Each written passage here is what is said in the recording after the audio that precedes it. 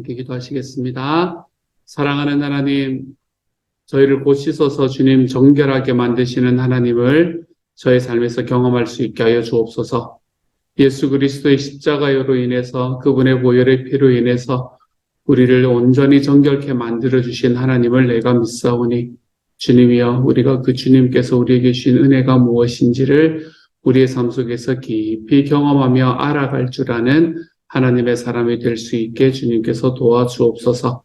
이 아침에도 주님께서 우리를 용서하셨음을, 하나님께서 우리를 용서하시는 삶을 살아가게 하실 것임을 믿으며 살아가는 주님의 사람들에게 아버지 도와주옵소서. 모든 말씀 우리 주님 예수님 이름으로 기도드립니다. 아멘. 하나님께서 우리에게 주시는 말씀 함께 읽읍시다. 시편 51편 1절부터 19절까지의 말씀입니다. 시편 51편 1절부터 19절까지의 말씀입니다. 우리 같은 목소리를 함께 읽도록 하겠습니다. 함께 읽습니다. 시작. 하나님이여, 주의 인자를 따라 내게 은혜를 베푸시며 주의 많은 긍휼을 따라 내 죄악을 치워주소서. 나의 죄악을 말갛게 씻으시며 나의 죄를 깨끗이 제하소서. 물은 나는 내 죄과를 아오니 내 죄가 항상 내 앞에 있나이다. 내가 주께만 범죄하여 주의 목전에 악을 행하였사오니 주께서 말씀하실 때에 의로우시다 하고 주께서 심판하실 때에 순전하시다 하리이다. 내가 죄악 중에서 출생하였으며 어머니가 죄 중에서 나를 잉태하였나이다. 보소서, 주께서는 중심이 진실함을 원하시오니 내게 지혜를 은밀히 가르치시리이다. 우슬초로 나를 정결하게 하소서. 내가 정하리이다. 나의 죄를 씻어주소서. 내가 눈보다 희리이다. 내게 즐겁고 기쁜 소리를 들려주시사 주께서 꺾으신 뼈들도 즐거워하게 하소서. 주의 얼굴을 내 죄에서 돌이키시고 내 모든 죄악을 지워주소서. 하나님이여, 내 속에 정한 마음을 창조하시고 내 안에 정직한 영을 새롭게 하소서. 나를 주 앞에서 쫓아내지 마시며 주의 성령을 내게서 거두지 마소서. 주의 구원의 즐거움을 내게 회복시켜 주시고 자원하는 심령을 주사 나를 붙드소서. 그리하면 내가 범죄자에게 주의 도를 가르치리니 죄인들이 주께 돌아오리이다. 하나님이여, 나의 구원의 하나님이여, 피 흘린 죄에서 나를 건지소서. 내 혀가 주의 의를 높이 노래하리이다. 주여, 내 입술을 열어주소서. 내 입이 주를 찬송하며 전파하리이다. 주께서는 제사를 기뻐하지 아니하시나니 그렇지 아니하면 내가 드렸을 것이라. 주는 번제를 기뻐하지 아니하시나이다. 하나님께서 구하시는 제사는 상한 심령이라. 하나님이여, 상하고 통회하는 마음을 주셔서 멸시하지 아니하시리이다. 주의 은택으로 시온의 선을 행하시고 예루살렘 성을 쌓으소서. 그때에 주께서 의로운 제사와 번제와 온전한 번제를 기뻐하시리니 그때에 그들이 수소를 주의 제단에 드리리이다. 아멘. 아멘. 오늘 이 말씀 시편 51편의 말씀은 회개하는 시편, 하나님 앞에 회개하는 시로 굉장히 유명한 그런 시편입니다.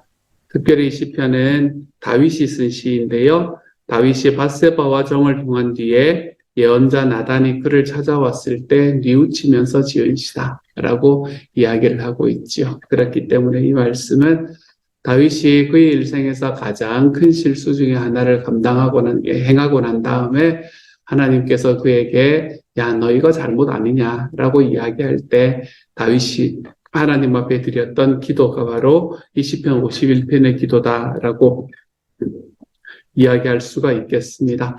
그래서 오늘의 말씀을 바라보면 내 죄악을 씻어 주십시오 라는 이야기, 하나님께서 나를 용서하여 주십시오, 나를 정결하게 하여 주십시오 라는 이야기가 계속해서 반복되는 것을 우리가 볼 수 있게 되지요.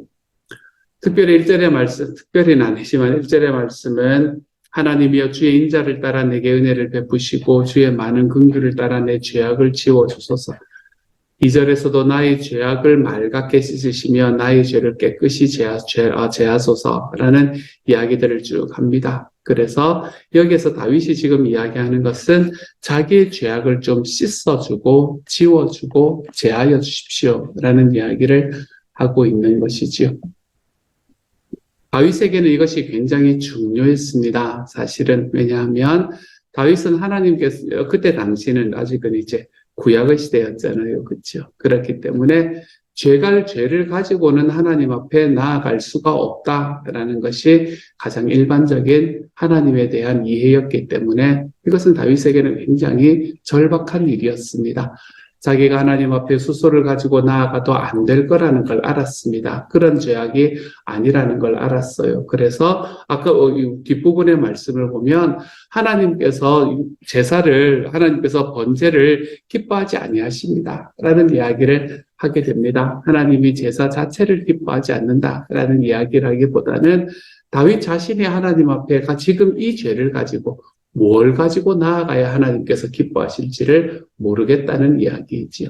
사실은 그럴 만합니다. 이게 지금 이 밧세바와 정을 통하기만 했으니까 그의 남편이었던 사람을 전쟁에서 죽이기까지 했는걸요.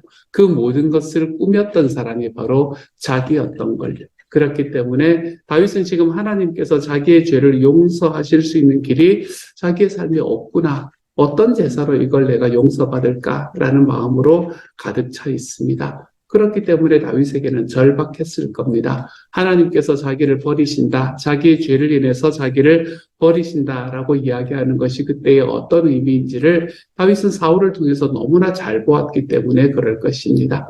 내가 사울의 길로 걸어 들어가는 것은 아닌가라는 마음으로 다윗이 얼마나 마음에 절박함으로 이 기도를 했을까라는 생각을 해보게 되는 그런 메시지이지요. 근데 지금을 사는 우리는 조금 다르지 않습니까? 지금을 사는 우리는 이제는 더 이상 우리가 하나님 앞에 우리의 모든 죄악들 하나하나를 가지고 나아가는 우리의 제사들로 우리의 죄가 용서받는 것이 아니지 않습니까? 이제는 우리가 하나님 앞에 나아갈 때에 하나님께서는 이미 예수 그리스도를 우리의 삶에 허락해 주셔서 나의 죄를 용서해 주셨고, 그렇게 나의 죄를 용서해 주신 예수님이 계시기 때문에 우리는 어쩌면 하나님 앞에 담대하게 나아갈 수 있다라는 것이 우리의 권리처럼 이해되면서 살아가고 있지는 않습니까? 우리는 그런 삶을 살아가고 있습니다. 그렇기 때문에 이때 자기의 죄악에 대해서 느끼는 다윗의 마음과 우리의 마음은 좀 다를 겁니다, 여러분. 다윗은 이게 해결되지 않으면 자기는 이제 끝장이다라고 생각하고 기도하는 것이었다면 우리에게는 이미 예수 그리스도, 우리의 죄를 용서해 주신 예수 그리스도가 계시기 때문에 다윗의 이 마음과 지금 말씀을 읽는 우리의 이 마음은 좀 다르게 될 것은 분명합니다. 그런데 다윗이 지금 하나님 앞에 자기의 죄악들을 계속해서 회개하고 자기의 죄악을 계속해서 내어놓고 나아가고 있는 이 메시지가 지금 우리의 마음에도 예수 그리스도께서 우리를 위해서 십자가에 죽어주신 지금 우리들의 마음에도 여전히 감동스럽게 남아있는 이유는 뭔가 하면 하나님께서는 그때에도 지금도 여전히 우리에게 회개를 요구하시기 때문에 그렇습니다. 그때는 하나님께서 용서하시지 않은 상황에서 회개를 요구하셨고, 지금은 우리 주님께서 용서하신 상황에서도 우리에게 회개를 요구하시기 때문에 그렇습니다. 좀 이상하지 않습니까, 여러분? 왜 주님께서는 자기의 아들이신 예수를 십자가에 달아서 우리를 위해서 죽게 하시고 우리의 죄를 이미 용서해 주신 분으로 우리의 회개를 요구하시는가? 하나님께서 우리의 회개를 요구하시는 이유는 물론 여러 가지 다른 이유가 있을 수 있지만 말씀은 우리에게 이야기를 하는 게 하나님께서 우리에게 회개를 요구하시는 이유는 우리가 하나님 앞에 회개하고 나야 하나님 앞에 똑같은 죄를 짓지 않을 수 있는 능력을 가질 수 있기 때문에 그렇다라고 말씀을 하고 있습니다. 하나님께서는 우리가 주님 앞에 회개하기를 원하십니다. 그 죄를 가지고 하나님 앞에 나와서 주님 잘못했습니다 라고 이야기하기를 원하세요. 왜 그렇습니까? 이미 우리의 그 모든 죄는 아들이신 예수를 통해서 하나님의 아들이신 예수를 통해서 용서받은 죄악들입니다. 하지만 하나님께서 우리에게 여전히 회개를 요구하시는 이유는 내가 주님 앞에 잘못했습니다 라고 이야기를 해야 내가 똑같은 죄를 짓지 않을 수 있는 능력을 가질 수 있기 때문에 그렇습니다. 우리의 자녀들이 뭔가 잘못한 일이 있을 때 우리는 그 자녀들에게 그 잘못한 일이 잘못한 일이다라고 이야기를 해주지 않으면 우리의 자녀들은 그것이 괜찮은 거라고 생각을 하면서 살아갈 때가 많이 있을 겁니다.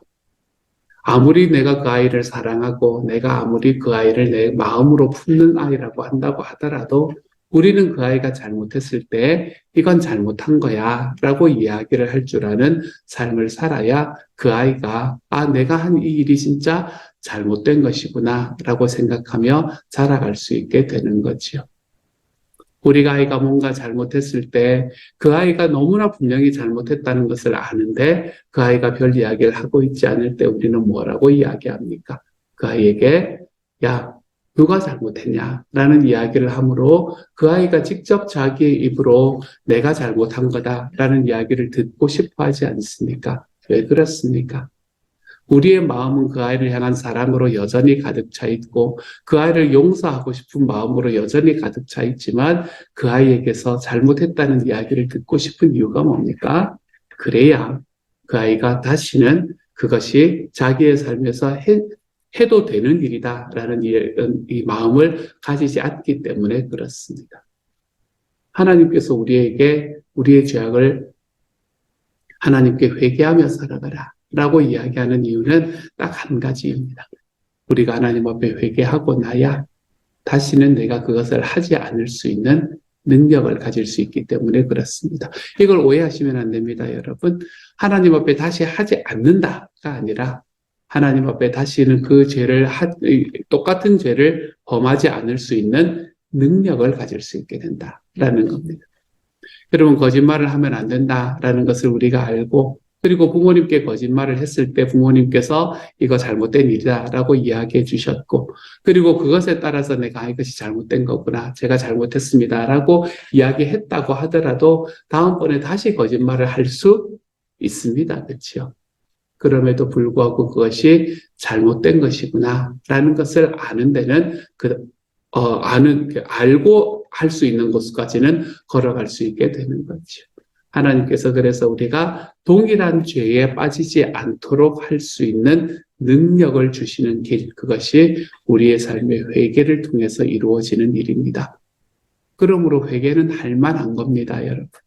우리의 삶의 회개는 내가 뭔가를 크게 잘못해서 하나님 앞에 하나님 살려주십시오, 죽여주십시오 이러면서 나아가는 게 아닐 그런 것만이 회개가 아닙니다. 우리의 삶의 회개는 할 만한 겁니다.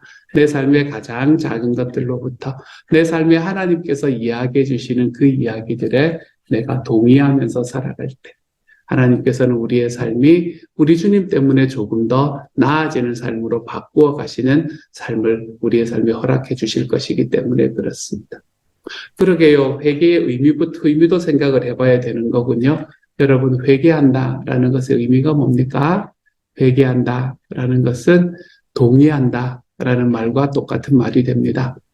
회개는 내 삶에 있는 잘못이 무엇인가라는 것을 어릴 때부터 시작해서 뿌리채 뽑아내가지고 내가 하나님 앞에 한번 울어봐야 되는 여러분 이런 것이 회개가 아닙니다. 물론 아니죠. 그것은 회개의 굉장히 작은 일부일 뿐입니다. 하나님께서 우리에게 말씀하시는 회개, 호몰로게오라는 이 단어는 하나님과 함께 말하다라는 이야기죠. speak with라는 말입니다. 하나님과 함께 말한다라는 이야기는 뭘 이야기하는 건가 하면 하나님께서 우리에게 이야기하시는 것에 내가 동의한다라는 것을 의미하는 바입니다. 우리가 하나님 앞에 회개한다는 것을처럼 뭔가 특별한 일을 하는 것이 아니라 주님께서 나에게 하시는 말씀에 동의하는 것이 바로 회개입니다.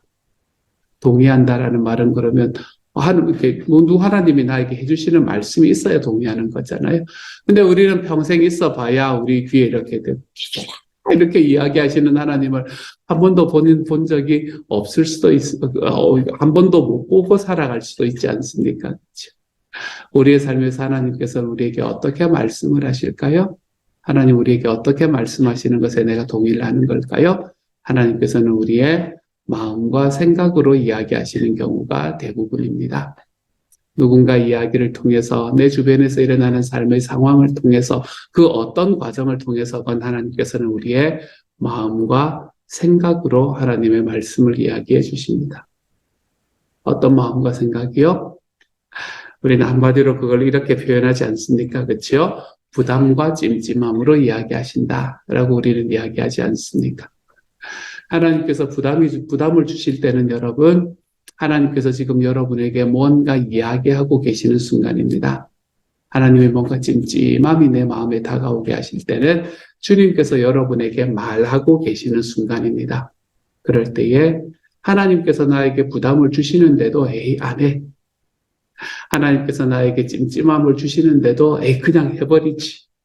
주님 여러분 이렇게 걸어가는 것이 우리 하나님 앞에서 죄다라고 이야기하는 것이 성경에서 이야기하는 거죠. 그러므로 그럴 때 회개한다는 건 뭔가 하면 하나님께서 찜찜함을 주실 때 하나님 제 마음은 잘 이해가 안 되지만 내가 왜 그래야 되는지 잘 모르겠지만 하나님께서 주시는 말씀에 내가 동의합니다. 제가 잘못했습니다, 주님. 이렇게 이야기를 하는 것이 바로 회개하는 것입니다. 이렇게 우리 하나님 앞에 회개하며 살아갈 때 우리들의 삶은 하나님께서 우리를 만들어주신 그 원래의 삶으로 점점 닮아가면서 살아갈 수 있게 되는 거죠. 많이 회개한다라는 것은 그러므로 많이 운다라거나 많이 슬퍼한다라는 것과 동일한 의미가 아닙니다. 많이 회개한다라는 것은 내가 하나님께서 나에게 주시는 말씀을 더 자주 따라감으로 인해서 내가 주님을 더 닮아간다라는 것과 똑같은 이야기가 되는 거예요. 그러므로 여러분 많이 회개하면서 살아가십시오. 주님께서 우리들의 삶에 뭐라고 이야기하시는가? 나는 오늘 어떤 부담이 있고 어떤 찜찜함이 있는가? 여러분의 마음의 이야기에 여러분의 생각을 통해서 다가오시는 주님의 음성에 좀 귀 기울여 보시고 그 주님께서 우리에게 말씀하시는 것에 내가 순종하여 걸어감으로 인해 내 주님을 더 닮아갈 수 있는 하나님의 사랑이 되십시오. 뭘 통해서요? 회개하는 것을 통해서요. 주님 앞에 자백하는 것을 통해서요. 하나님께서 하시는 말씀에 동의하는 것을 통해서요. 우리가 이처럼 회개가 우리의 삶을 하나님과 더 가까이 닮아가게 만드는 이 회개가 저와 여러분의 삶에 가득하게 넘칠 수 있는 오늘 하루가 되어 가시기를 우리 주님 이름으로 축복합니다. 자백하며 살아가 보십시오. 주님과 동의하며 살아갈 줄 아는 하나님의 사람이 되어 가시기를 소망합니다. 그 과정에서 우리가 그냥 넘어가기는 너무나 억울한 말씀들이 여기는 나옵니다. 그렇죠? 정말로 유명한 말씀들. 10절의 말씀 뭐라고 이야기합니까? 10절부터 12절. 하나님이여 내 속에 정한 마음을 창조하시고 내 안에 정직한 영을 새롭게 하소서. 나를 주 앞에서 쫓아내지 마시며 주의 성령을 내게서 거두지 마소서. 주의 구원의 즐거움을 내게 회복시켜 주시고 자원하는 심령을 주사 나를 붙드소서. 하나님께서 나에게 정한 마음을 창조하시고 정직한 영을 새롭게 하셔서 주 앞에서 쫓아내지 말고 주의 성령을 거두지 말아 달라고. 주의 구원의 즐거움을 회복시켜 주시고 자원하는 심령으로 나를 붙들어 달라고. 다시 안 읽고 넘어가기는 너무 유명한 말씀이지 않습니까? 그렇죠? 우리가 하나님 앞에 회개할 때 어떻게 회개하는 것이 맞는 건지 잘 모르겠다라고 생각이 들면 그냥 시편 51편의 말씀을 한번 쭉 보시면 됩니다. 이때 다윗이 했던 회개의 단어들을 여러분이 회개하는 단어들로 바꾸어 가시면서 회개를 하시면 되죠.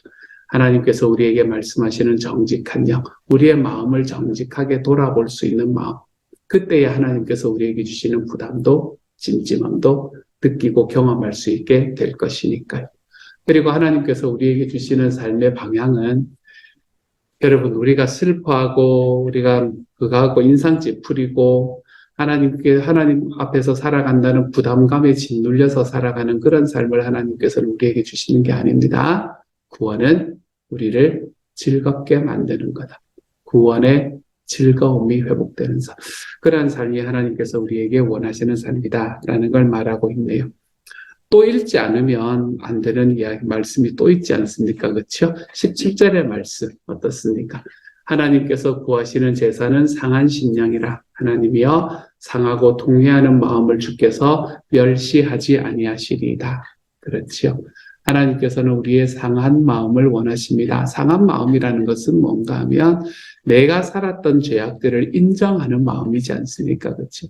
상한 마음이 막 슬퍼하는 마음을 막 고통스럽게 만들고 뭐 이런 거 이야기하는 거 아닙니다, 여러분. 상한 마음이라는 것은 하나님께서 나에게 말씀하시는 죄가 죄입니다라고 인정해드리는 마음, 그게 바로 상한 마음이죠. 그런 상한 마음을 상한 심령을 하나님께서는 우리에게 원하신다. 그래서 상하고 통회하는 마음을 멸시하지 않는다. 주님 앞에 하나님께서 우리에게 이것이 죄가 아니냐라고 이야기할 때, 예, 하나님, 그것이 죄라는 걸 제가 압니다. 하나님, 제가 주님 앞에 잘못했습니다. 고백하는 삶을 살아갈 때 하나님께서는 우리에게 이 상하고 통회하는 심령, 하나님 앞에 인정해드리고 하나님의 말씀을 동의하는 그 마음을 통해서, 그 행위를 통해서 우리의 삶을 멸시하지 않으시는, 우리의 삶을 다시 회복시키셔서 구원의 기쁨을 회복시키는 길로 우리를 인도해 갈 것입니다. 그러므로 사랑하는 여러분, 오늘 하루 살아갈 때 주님과 동의하며 살아가십시오. 여러분의 마음에 어떤 부담이 있는가? 여러분의 삶에 어떤 찜찜함이 있는가? 잘 한번 돌아볼 수 있는 하루가 될 수 있기를 소망합니다. 내 마음에 하나님께서 부담도 주시고 찜찜함도 주셨는데 내가 그것을 에이 몰라 하고 내팽개치고 살아가는 삶은 없는가? 한번 좀 돌아보시기를 바랍니다. 그래서 우리의 삶이 내가 살아가는 삶으로 워낙에 바쁘기는 하지만 오늘은 주님께서 나에게 말씀해 주신 그 삶 안으로 나의 한 걸음을 좀 디뎌내보면서 살아가는 삶이 되어가시기를 소망합니다. 그 삶이 무엇일까요? 그 삶은 여전히 주님의 소원을 이루어드리는 삶이겠지요.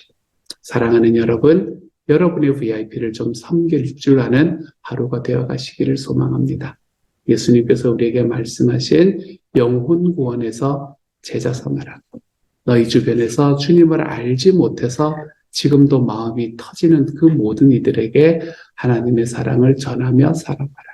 우리에게 말씀하시는 이 주님의 말씀에 합당하게 이것에 우리의 부담을 좀 느끼고 그렇게 살지 못하는 나에게 좀 찜찜함을 느끼며 오늘 하루를 살아가 볼 줄 아는 하나님의 사람들이 다 되어가시기를 우리 주님의 이름으로 축복합니다. 같이 한번 기도하며 나아가도록 하지요. 사랑하는 하나님, 하나님께서 우리에게 상한 심령을 허락해 주십시오. 주님, 하나님께서 우리에게 말씀하실 때에 나의 생각과 나의 마음을 통해서 말씀하실 때에 부담과 찜찜함으로 나에게 계속해서 말씀하실 때에 주님, 우리의 삶이 그 하나님의 말씀을 귀 기울여 들을 줄 아는 하나님의 사람이 되게 하여 주옵소서.